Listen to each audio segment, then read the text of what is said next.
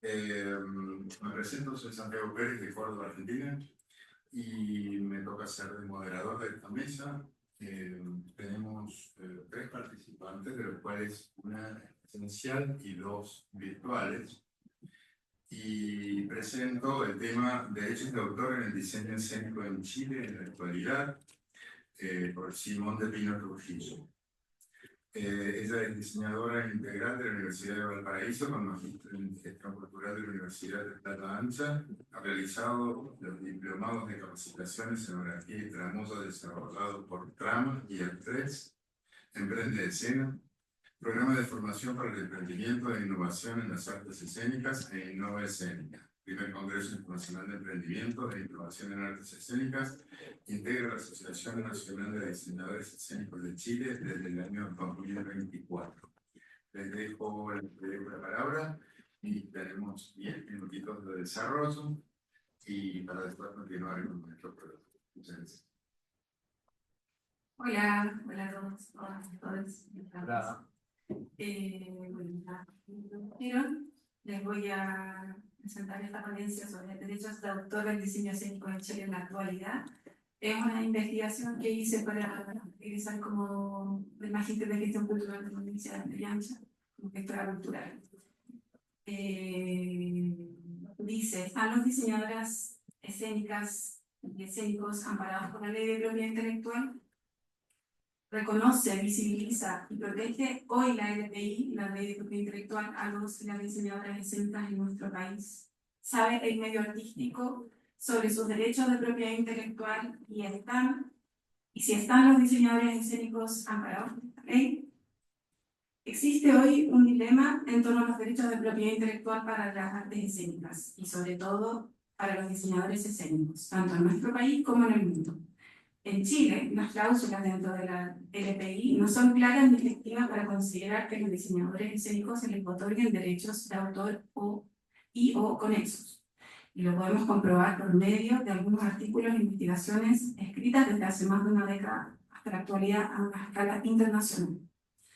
Soler, en 2015, en el caso español, nos habla de su tesis doctoral que si el teatro ha estado prácticamente desatendido de los estudios de propiedad intelectual, se debe principalmente a su doble carácter de efemeridad e interdisciplinaridad, donde generalmente la obra se constituye bajo la creación de muchos autores y su carácter vivo, como no es el evento en sí, no es reconocido dentro de la LPI española ni en el mundo en general, excepción de Portugal. La problemática que trae consigo es que al ser un arte viva, tiene ciertas características que hacen que la obra sea variable y o efímera, sufriendo ciertas modificaciones, ya sean espontáneas o planeadas en el transcurso del tiempo. A pesar de todo eso, las obras dramáticas, dramático-musicales y teatrales en general, así como las coreográficas y las pantomímicas, cuyo desarrollo se ha fijado por escrito o en otra forma, están incluidas dentro de la LPI chilena y española y en la mayoría de los países, lo que nos permite aseverar que todo lo que constituye una obra dramática debiera estar amparado por esta ley. El contexto pandémico de los últimos años desestabilizó de muchas maneras a la población de forma general, tanto en salud, en lo productivo y en lo económico, como en otras. La comunidad artística no quedó exenta de estas repercusiones, como lo podemos constatar en el medio, por medio de dos monitoreos realizados durante los periodos de septiembre del 2020 y febrero del 2021, donde se arroja un alto decaimiento en los ingresos, producto de la inactividad cultural, artístico y patrimonial. Los que obtenían un 76 a un 100% cayeron en un 40 a un 31. Asimismo, las artes escénicas se vieron afectadas por el bajo consumo y producción artística, teniendo que encontrar otras formas de representación distintas a las tradicionales, utilizando métodos alternativos para la subsistencia del espectáculo escénico. Este complejo escenario internacional generó tanto en Chile como en otros países el uso de tecnologías digitales para la reproducción como metodología de subsistencia, haciendo que el arte de la representación presencial o artes vivas tuviese que intersectarse con el rubro audiovisual al registrar el contenido para presentarla mediante una grabación o vía streaming online. La consulta sobre consumo de contenidos digitales de artes escénicas en el contexto de COVID-19 realizada por el GAM en junio del 2020 refleja un 82,3% declara haber visto alguna vez un contenido digital sobre experiencias artísticas, obras de teatro, performance, danza, etc. Y el 71,3% declara que lo hizo más de una vez, donde 82,7% prefiere contenido grabado y el 17,3% prefiere contenido vía streaming, entendiendo entonces que es una práctica recurrente durante este periodo y de que de cierta forma es una manera factible, no la más idónea, de consumir artes escénicas. En este cambio de modalidad de representación y consumo cultural generan la necesidad de realizar una producción audiovisual la cual es más susceptible de ser reproducida y utilizada sin previa autorización o consentimiento de sus autores, posibilidad de plagio o simplemente los artistas deben ceder sus derechos a entidades de producción sin conocimiento previo a lo que esto significa, lo que deja al artista sin pleno derecho sobre la explotación de su obra y por lo tanto recaudación económica. Y aunque teniendo el teatro, en este caso, la posibilidad de apertura a un mercado digital con mayores ganancias, este escenario puso en duda cómo los derechos de propiedad intelectual deben ser resguardados para este tipo de plataformas digitales contra el plagio y la explotación económica, como nos plantea la REA en el año 2019. Al igual que los autores, los artistas se ven amenazados, por ejemplo, de la existencia de medios tecnológicos que permiten que sus actuaciones e interpretaciones sean fijadas y, por lo tanto, susceptibles de explotación. Otros mercados escénicos con producciones masivas, como Broadway, por ejemplo, sufrieron también de las mismas problemáticas, consolidando posteriormente el mercado digital y atravesando las mismas interrogantes respecto a los derechos de autor. Y aunque los artistas, intérpretes y ejecutantes, quienes sí pueden apelar a su protección mediante derechos conexos dentro del rubro audiovisual, no existe claridad si los diseñadores escénicos están protegidos bajo los mismos en nuestro país.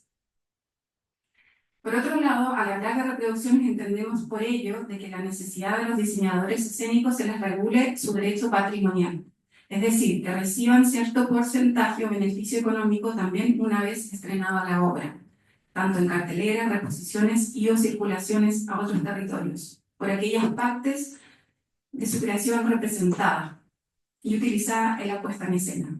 Para esto, algunas de las alternativas que pueden ayudar a mejorar las condiciones de los diseñadores escénicos, como lo proponen los siguientes autores a una escala internacional, es que para generar ciertos acuerdos en los procesos colaborativos, los artistas deben, 1.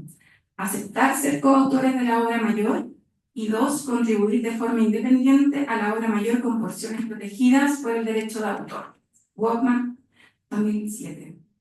Además de estandarizar modalidades dentro de la legislación donde se le permita el derecho a la protección de sus derechos de autor y mediante ambos medios, contrato y registro de sus diseños en la Oficina de Derechos de Autor, Bailey 2021, pudiendo de esta forma regular su protección patrimonial por medio de una sociedad de gestión colectiva de derechos de autor, remarcando dentro de su derecho patrimonial debe tener el derecho exclusivo a realizar, autorizar o prohibir la comunicación pública de sus actuaciones y en caso de que estas sean fijadas en fonogramas con fines comerciales o en grabaciones audiovisuales, el artista deberá recibir una remuneración equitativa por cada acto de comunicación efectiva a través de entidades de gestión colectiva.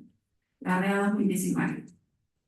Para dar respuesta a las interrogantes que suscita esta investigación, se ha trabajado bajo un análisis documental de la Ley de Propiedad Intelectual chilena, número 17.336, 15 entrevistas a diseñadores y diseñadoras escénicas profesionales, semiprofesionales y autodidactas, y una encuesta perceptiva al medio escénico nacional.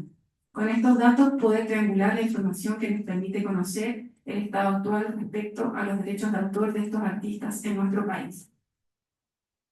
De los resultados de esta investigación podemos constatar dentro del estudio documental de la LPI que los diseñadores escénicos no están nombrados como autores, artistas, intérpretes y o ejecutantes con la definición actualizada utilizada en esta investigación.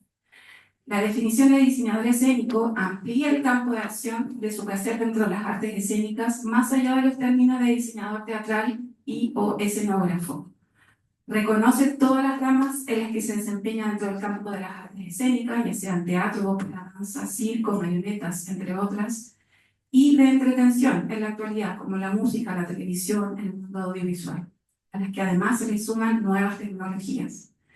En teatro específicamente con especialidades como el vestuario, la escenografía, la iluminación, la sonoridad, entre otras, pero además es preciso reconocer su capacidad performática de carácter autoral, como se ha establecido ya en otros países extranjeros. Se puede deducir que de la LPI chilena reconoce el diseño escénico mediante la escenografía, al nombrar y reconocer los bocetos escenográficos y las respectivas escenografías cuando su autor sea el bocetista. Artículo 2, inciso 13. Y al hablar de escenografías, se contemplaría dentro de ellas la visualidad completa de la puesta en escena, es decir, los vestuarios, elementos escenográficos y iluminación. Es decir, que puede ser catalogado autor de su obra, siendo comprobable por medio de bocetos de las creaciones, registros formales, carpetas, fotografías, utilizando estos últimos para resguardo de sus derechos de propiedad intelectual, sin necesariamente registrar las obras en el Centro de Registros Integrados Nacionales del Departamento de Derechos Intelectuales, destacando sí que el registro de las obras, por un lado, contribuye al resguardo, pero también el Archivo Nacional de las obras del patrimonio cultural de un país para futuras generaciones. Sin embargo, como hemos visto al inicio, una obra escénica, disculpen, bueno, ahí están los objetivos de la investigación, yo voy a seguir leyendo, pero ustedes pueden ir leyendo ahí también.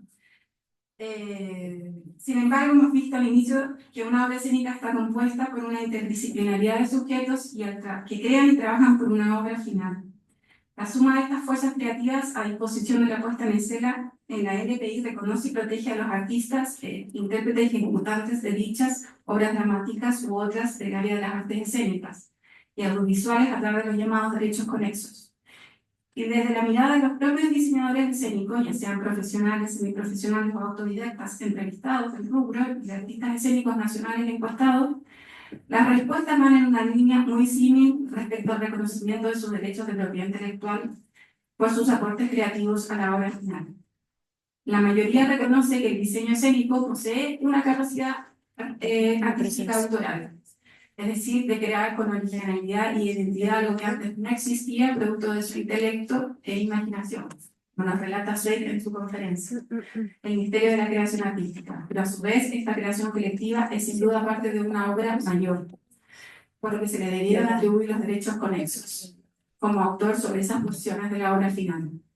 Y según cómo se defina el modo de operar de la creación, ya sea colectiva, bajo una dirección, o colaborativa, de forma democrática, el diseño escénico debe estar catalogado como una coautoría, cuando va de la mano de la dramaturgia, la coreografía o la dirección, y como autor propiamente tal cuando es de carácter performático o diseño expandido. Entonces, de la triangulación realizada de esta investigación, podemos concluir que respecto al diseño escénico existe en la actualidad una mayor relevancia para el trabajo creativo del diseñador escénico en nuestro país y un reconocimiento de su capacidad de contribuir con un lenguaje propio o una propuesta desde una mirada única y experticia en particular, demostrando la importancia de su participación en las creaciones escénicas actuales. Gran parte de las producciones actuales incluyen en diversas especialidades la participación de diseñadores escénicos en su puesta en escena. Voy a saltar. Ya. Ahí está. Respecto a la LPI, en general saben que el derecho, saben lo que es el derecho de autor, pero no conocen la cabalidad. La LPI chilena, por ende, no tienen claridad en cómo se amparan sus derechos. La mayoría de los entrevistados y encuestados consideran importante la ley del LPI para el reconocimiento y protección de sus derechos y pueden contribuir a que no se vulneren. Respecto de la efectividad, voy a terminar con esto, se destaca que la ley no es efectiva para los diseñadores escénicos en nuestro país. La mitad reconoce que se han visto vulnerados sus derechos morales y patrimoniales. Y respecto a la tipología de vulneraciones, la mayoría de las vulneraciones son a través de las difusiones digitales, como carteleras, programaciones, siendo su derecho moral de paternidad invisibilizado. Otras formas de vulneraciones ocurren cuando las obras de diseño preliminares son utilizadas sin consentimiento del autor, copiados, plagiados o modificados de mala manera para ser utilizados en postulaciones a fondos concursables o en reposiciones o itinerancias, también vulnerando su derecho moral de integridad de las obras. Y, como ya habíamos hablado, el derecho patrimonial cuando las obras se explotan sin su consentimiento o sin retribución a ser transmitidas vía streaming o reproducciones digitales, pero también a no establecer los criterios de uso de la obra en su representación presencial mediante los contratos y licencias de uso con entidades de producción o dentro de los equipos de trabajo. Perdón, pero estamos excedido el tiempo. Un minuto más, ¿puede ser? Un minuto más, porque la serie me quitamos tiempo de refletir. Disculpen. Bueno, sin duda los trabajos y avances realizados de creadores, asociaciones y el Estado de Chile han sido significativos para el reconocimiento y posicionamiento de diseñadores escénicos en nuestro país.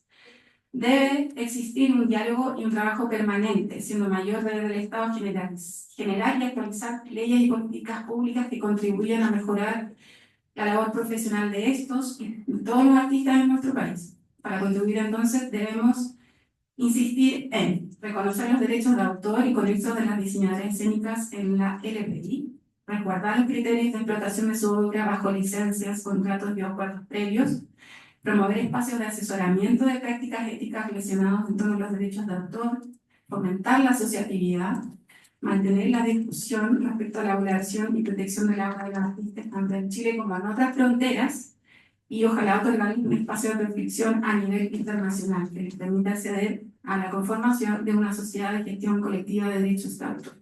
Bueno, muchas Ahí gracias. se me pregunta si quieren hacer una pregunta. Seguimos conversando. Te dejamos y le piden el material para que les haga. Gracias.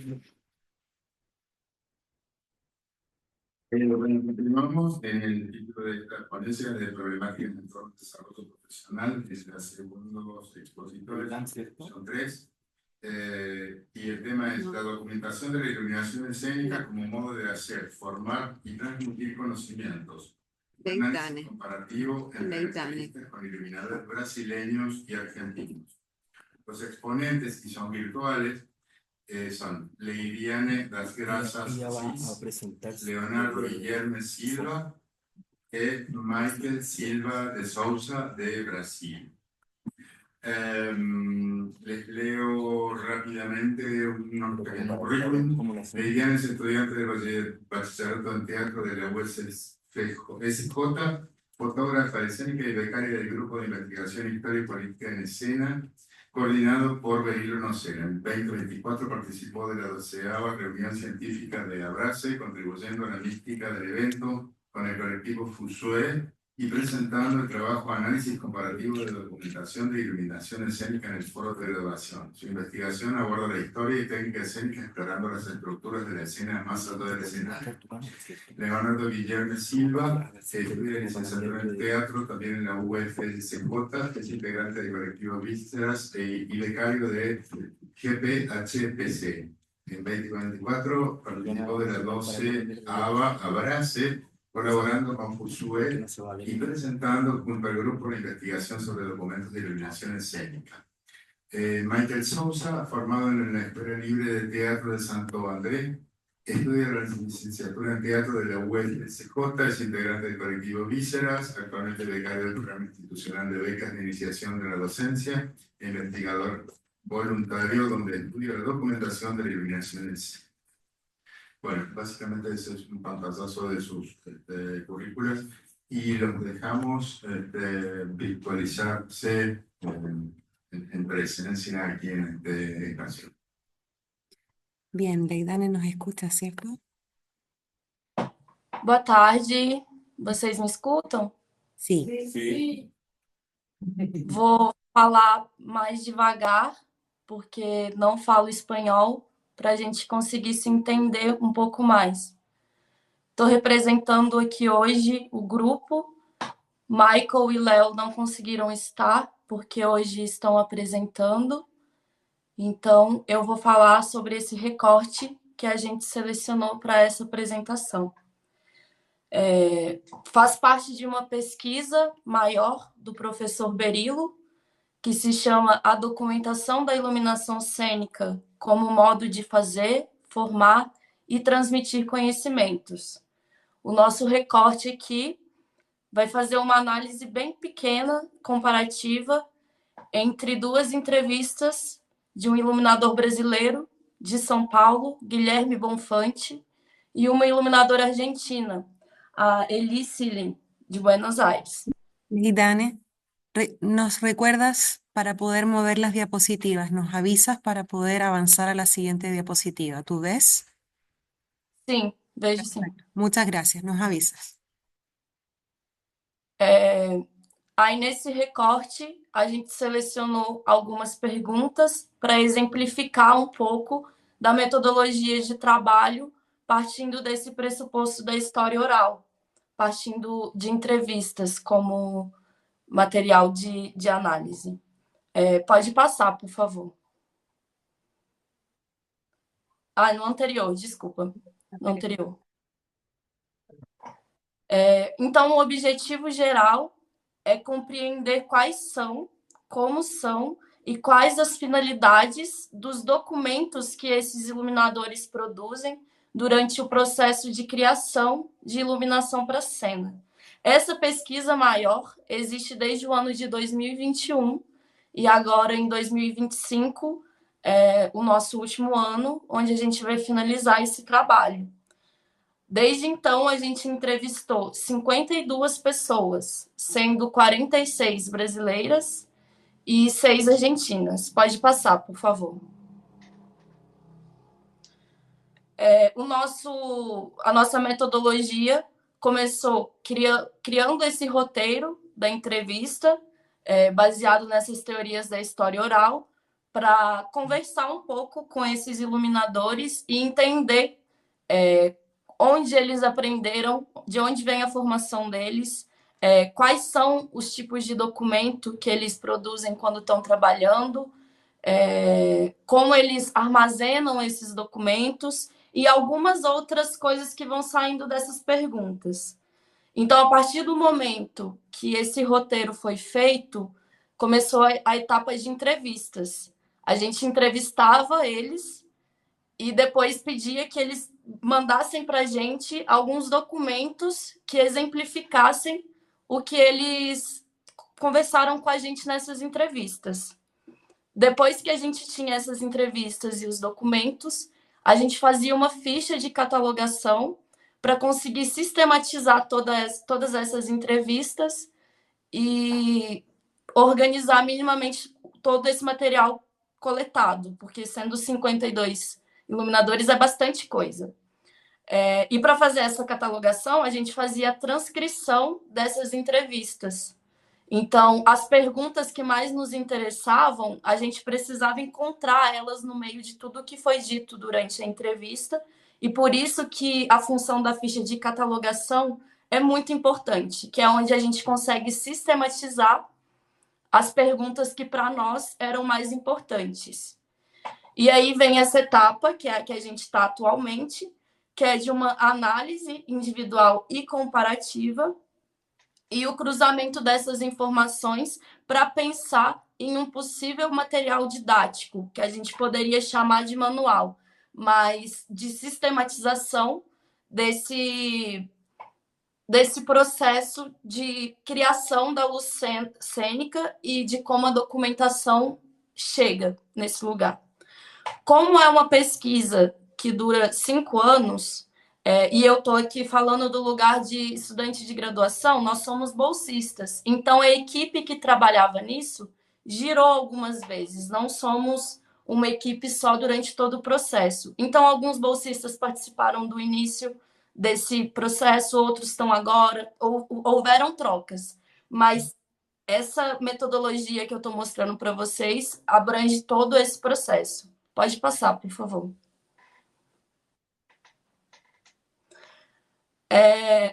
No recorte de hoje, a gente selecionou 3 perguntas para vocês terem uma noção de onde essa entrevista chega. Uma tem a ver com o entrevistado, que é a básica. Como você se denomina, como você chama a sua própria profissão. A partir dela, a gente pedia para eles explicarem, tinha uma brincadeira. A gente falava para eles assim: como você explicaria se fosse para dizer para o motorista do Uber, sabe? Como você faz entender essa sua função para quem não está dentro desse universo? A gente tentava chegar nesses lugares um pouco mais da prática mesmo, ao conversar com eles. Então, a primeira pergunta que a gente trouxe hoje para exemplificar é essa do nome da própria profissão mesmo. Depois, a gente trouxe uma que tem a ver com os documentos em si, que é quais são esses documentos. Claro que tem mais perguntas, a gente tenta entender como eles aprenderam a fazer esses documentos, como eles descrevem, mas para esse recorte de hoje, a gente traz só essa dos documentos em si. E a terceira, que é uma que sempre vai para lugares muito diferentes com cada pessoa, porque alguns iluminadores estão ligados à docência, à didática, então a maneira deles verem o armazenamento de documentação é muito diferente do que, por exemplo, o iluminador que circula com companhias. Então, essa terceira pergunta sempre é a que traz mais discrepâncias assim nas respostas e que é mais interessante de analisar, que é o armazenamento. O que você faz com esse documento? Você deixa no porão da sua casa, você tem uma pasta no Google Drive, você joga fora. Então, para hoje, a gente selecionou essas 3 perguntas. Uma sobre o entrevistado, outra sobre a documentação e outra sobre o armazenamento. Pode passar, por favor. Aí, como eu havia dito, a gente escolheu 2 entrevistados hoje, que é o Guilherme Bonfante e a Ellie Siling. São fotos dos dias das respectivas entrevistas. Pode passar, por favor. A primeira pergunta, né, que eu já disse, é como nomeia a profissão. O Guilherme vai dizer: então, seria um artista da luz. Se a gente fosse traduzir, sei lá, o que nome daria para isso, o light designer, para mim, é o que define melhor, sabe? Agora eu vou pedir desculpa para vocês para ler espanhol, porque vai ser desastroso, mas vocês vão acompanhando aí comigo na apresentação. A Ellie vai dizer que é desenho de iluminação ou desenho de luzes. Pode passar, por favor. Aí, nos tipos de documentos produzidos, o Guilherme vai trazer planta, roteiro, lista de equipamento. Eu acho que, basicamente, o que eu tento deixar guardado para que esse espetáculo depois possa ser refeito, eu acho que é a planta técnica como terminou, como ficou, né? A lista dos equipamentos, a lista dos acessórios e o roteiro de operação. E a Ellie vai dizer: há vários tipos. Digo que há 3 tipos de documentação que uno tiene para trabalhar com a luz. El primero para los creativos, el segundo para la técnica, el tercero para mí mientras hago el proceso de trabajo y después hay uno final que es de la documentación de registro. Pode passar, por favor.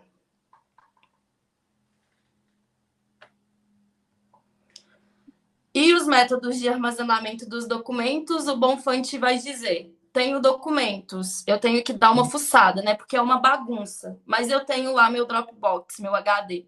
Tenho muita coisa guardada. Eu tenho a planta, por exemplo, planta física, pasta. A Ellen vai dizer: em realidade, guardo tudo. Esse é meu problema. Às vezes vou comprimindo os vídeos e me quedo com 3 ou 4 ensaios significativos, pero a mim me interessam também como processo, porque como tenho uma espécie de questão docente, me interessa também para poder elaborar e poder analisar processos de trabalho. Pode passar, por favor. Enfim, aí essas 3 perguntas a gente trouxe só como um recorte, um exemplo. Por questão de tempo, a gente não vai conseguir entrar muito bem nessa análise do que é um trabalho que a gente tem feito, mas vou deixar como consideração final o que a gente propõe agora para essa etapa final da pesquisa, que já é esse ano, que é essa realização comparativa mesmo. Agora que a gente já tem tudo transcrito, tudo organizado, tudo catalogado, e elaborar esse material didático baseado nessa sistematização do que está sendo produzido de documentação técnica no processo de criação para a cena.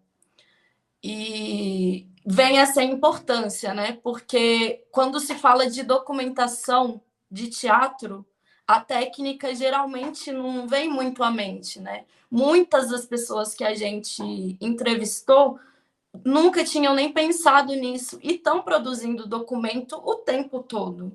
O tempo todo, um rabisco de ensaio, tudo é documento. E tudo faz parte desse processo teatral. Então, como consideração final, deixo essa provocação. O que a gente produz de documentação cênica, que não aparece literalmente na cena, mas que faz parte desse processo de criação teatral. Como a gente guarda isso, como a gente pensa isso, e como isso pode se transformar em material didático para que essa técnica também seja ensinada futuramente. Pode passar, por favor. Eu acho que é isso de maneira geral. Queria agradecer a todo mundo, agradecer às agências de fomento da nossa pesquisa, FAPEMIG e CNPq, agradecer meus colegas de trabalho que não puderam estar aqui hoje, infelizmente, e obrigada. Boa tarde.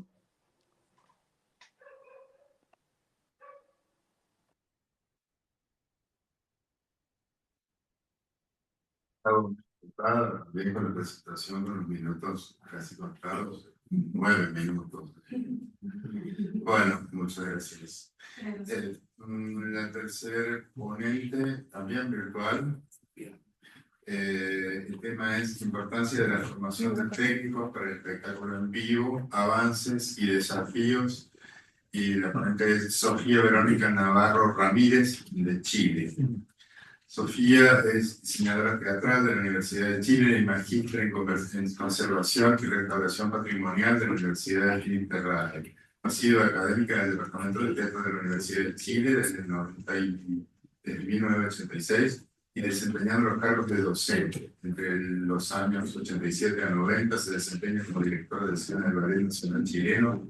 Posteriormente se traslada a la ciudad de Antofagasta, donde trabaja como diseñador teatral de la compañía de teatro de la Universidad de Antofagasta y como docente y jefa de carrera del profesional José Santos Bosa en las carreras de diseño de interiores y diseño gráfico. En el 95 se reincorpora como profesor y jefa técnica de la sala de teatro Agustín Ciré del Departamento de Teatro de la Universidad de Chile. Asimismo, sigue en forma paralela realizando diseños para el Ballet Nacional Chileno y para compañías independientes. Como coordinadora de extensión del Departamento de Teatro, logró vincular a este con el Consejo de la Cultura, hoy Ministerio de la Ciencia, hoy Ministerio de las Culturas, las Artes y el Patrimonio. En el año 2008 realiza la interpretación de la Ley 20.267, que crea el Sistema Nacional de Competencias Laborales.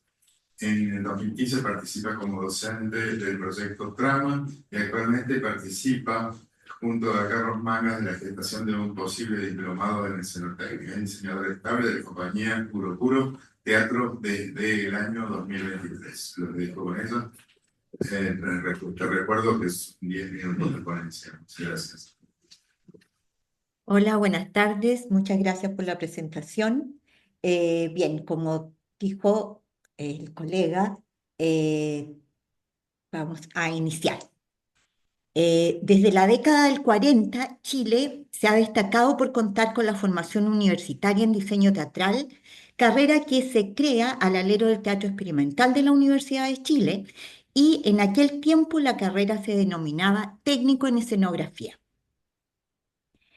Una vez que pasó a ser una carrera universitaria, se le denominó diseño teatral y la formación de técnicos quedó relegada, desarrollándose de manera informal a través del aprendizaje en el puesto de trabajo. Esta ponencia plantea preguntas claves sobre el perfil profesional del técnico de teatro, sus diferencias con el diseñador teatral y los avances en su formación en Chile. El objetivo es visibilizar esta labor y promover su profesionalización. Pasemos a las 2, por favor. El técnico del espectáculo en vivo, una definición. A partir del año 2000 se comienzan a hacer investigaciones en relación al sector de la cultura. Y desde ahí, en la cartografía cultural del año 2001 y 2002, aparece la denominación de actor cultural. Posteriormente, en la caracterización de los trabajos de los trabajadores del sector del espectáculo, del sector de la cultura en Chile, aparece la denominación de trabajador del sector cultural para derivar posteriormente en la nominación de cuatro tipos de trabajo, pero el que nos interesa a nosotros es el técnico de apoyo a la producción. Este se define como personas que desarrollan labores técnicas, que contribuyen a la labor de una obra artística, ya sea como técnicos creativos o de realización.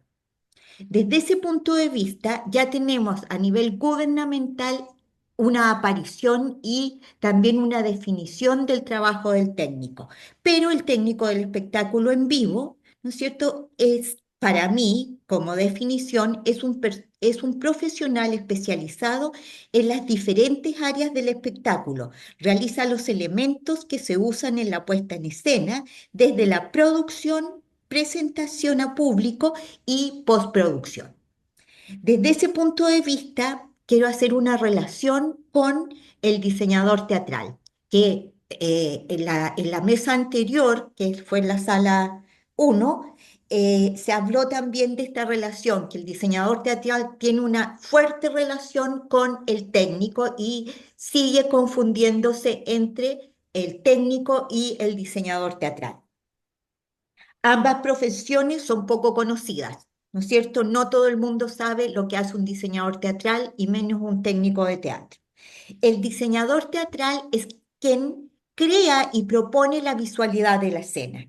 El técnico es quien realiza los elementos, ¿no es cierto?, que constituyen esa visualidad, o sea, construye.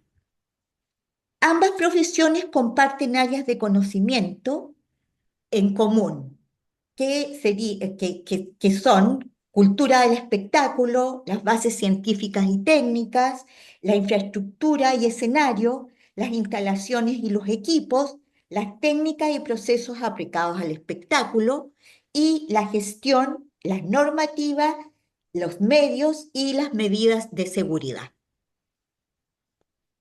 Ahora bien, desde el punto de vista que se plantea esta ponencia, ¿cuáles han sido los avances en nuestro país con respecto a la formación de técnicos?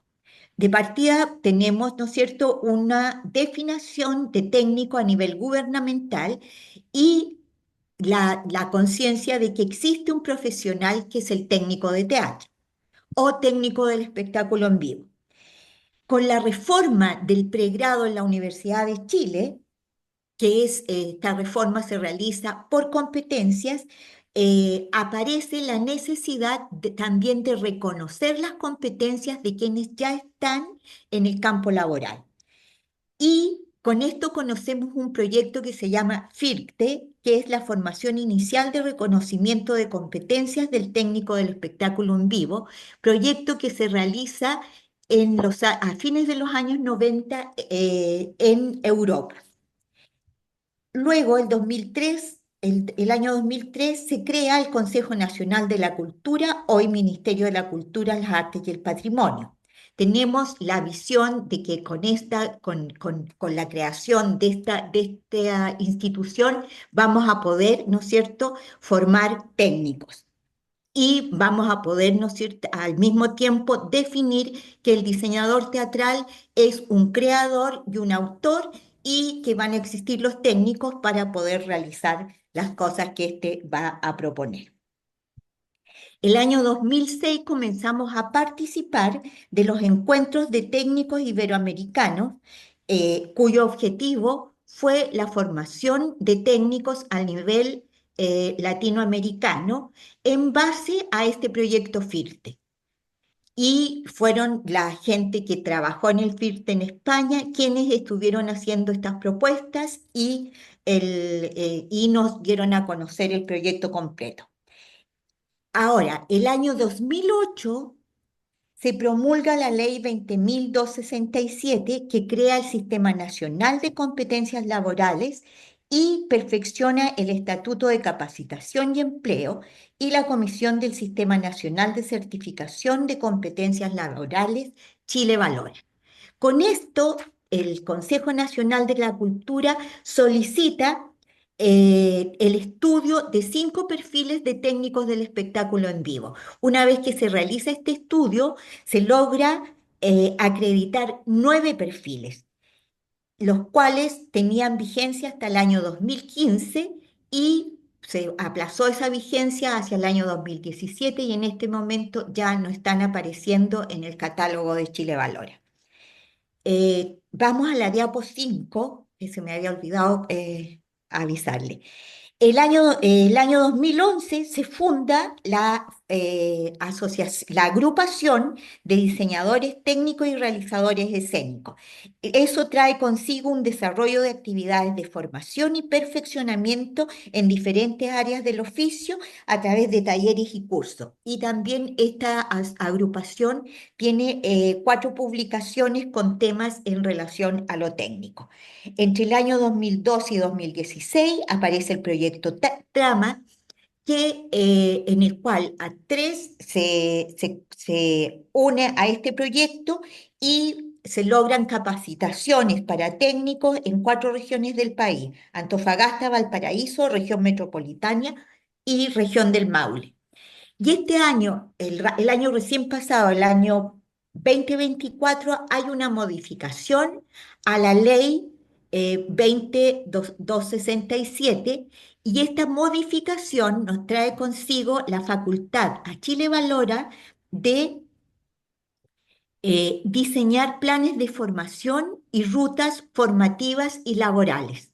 Desde ese punto de vista, se ve que ya a nivel gubernamental hay una conciencia clara de que los técnicos deben ser formados y ya hay una parte de la ley que obliga a esta formación.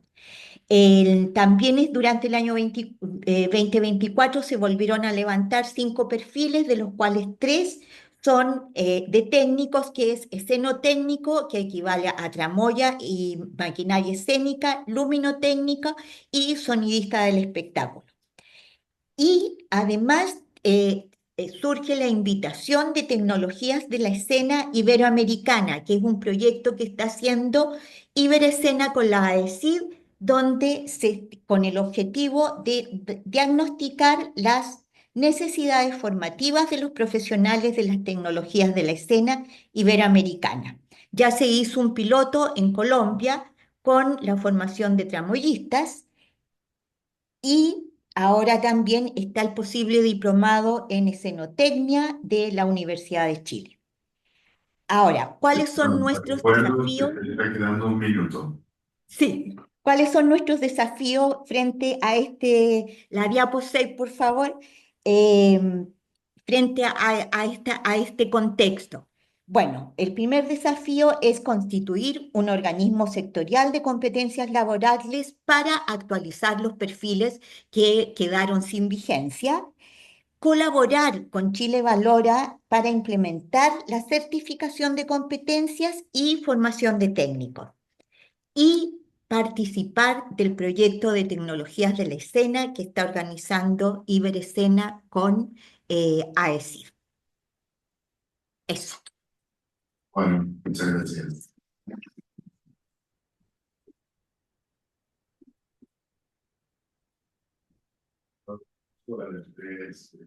Apagó la cámara. Abrimos el público si quiere hacer consultas, preguntas, dudas y la cuidado. Sí. ¿Y el micrófono? Sí, sí, sí. Segunda. Presentate bien, por favor. Buenas, soy Sebastián, soy director de arte en Frank Road Productions, una productora de música. No me quedó claro una definición si la ley de protección protege de verdad el diseño escénico como per se, como como vos explicaste, como parte de la totalidad de la obra, pues en particular al diseño escénico. La ley lo que dice es que protege las escenografías y los bocetos escenográficos cuando el autor es autor de esas obras, y se puede comprobar a través de esos bocetos. Cualquier obra que uno realiza se puede registrar y eso va a ser de tu propiedad. Ahora, no está claro si esos derechos son para todos los diseñadores, no solamente la escenografía, porque es una ley del 70, digamos. Entonces no está actualizada para los términos, todos los términos y las especificidades que se utilizan hoy para el diseñador en sí. Eso es lo que yo concluyo, digamos, de la investigación. Muchas gracias. Bueno, gracias. Tenemos una sola pregunta que de tiempo.